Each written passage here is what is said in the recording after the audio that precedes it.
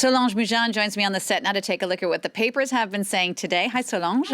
Lots of focus, of course, on that massive teacher strike here in France. Yeah, in French schools right now, there is anger and there is incomprehension. That is the headline today of the French paper La Croix.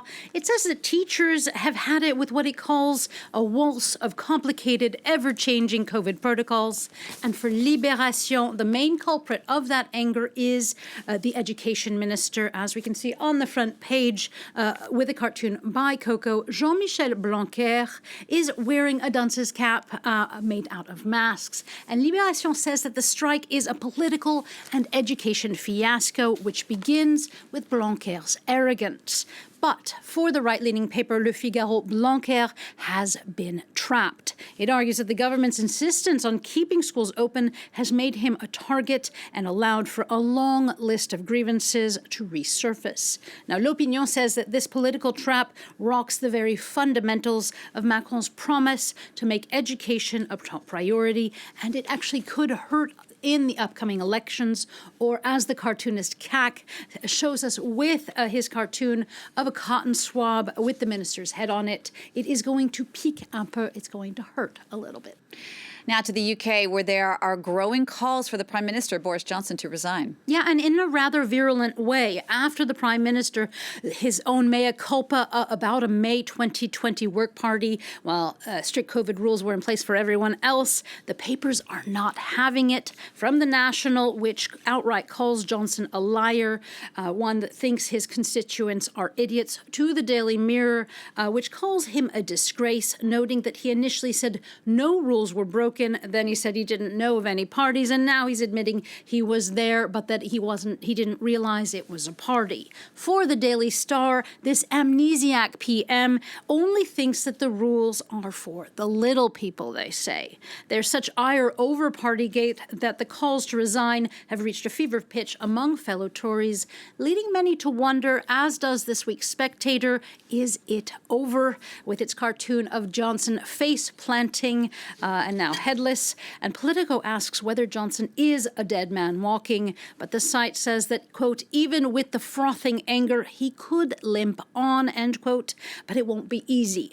For Politico notes that there is the government investigation, which could become a police investigation, and then there are the May local elections, which leads to the tipping point question, Politico says, of whether Johnson is still an electoral asset or whether he's become a liability. Now, staying in the UK, the Duke of York has lost a legal battle. Yeah, with a judge refusing to throw out a civil case over allegations of sexual assault of a 17-year-old. The Sun says that the damned old Duke of York, referring here to a children's nursery rhyme, is trapped with no good options left, be it payoff, a trial, or sweating it out.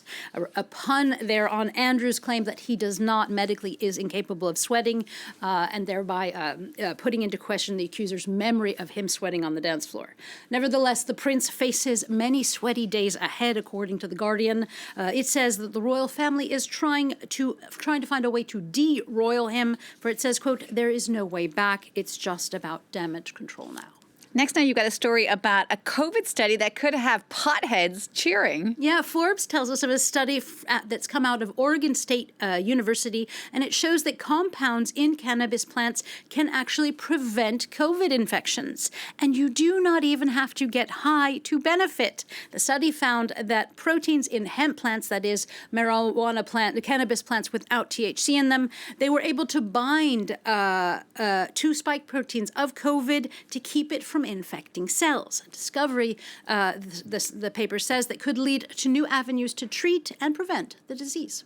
So let's just to wrap up now, you've got another COVID story, but this one's about love. Yeah, or the lack thereof, you'll see. The Guardian tells us of a woman who has become an overnight sensation after she was forced into quarantine with her blind date. The lockdown in Zhengzhou went into effect just as they were finishing their meal at dinner at his house. And now it's unclear whether they are still stuck together, but they did spend at least 4 days in his apartment. during which she kept an online social media diary with posts like, besides the fact that he is mute like a wooden mannequin, everything else about him is pretty good. Another, despite his food being mediocre, he's still willing to cook. Needless to say, the extended time together did not, unfortunately, bloom into a love match. That's too bad. It sounds like the start of a movie. It does. Solange, thank you for that. Don't forget, if you want to get a closer look at the press review or check out any of the other stories we're covering for you throughout the day, you can always do that on our website. The address is france24.com.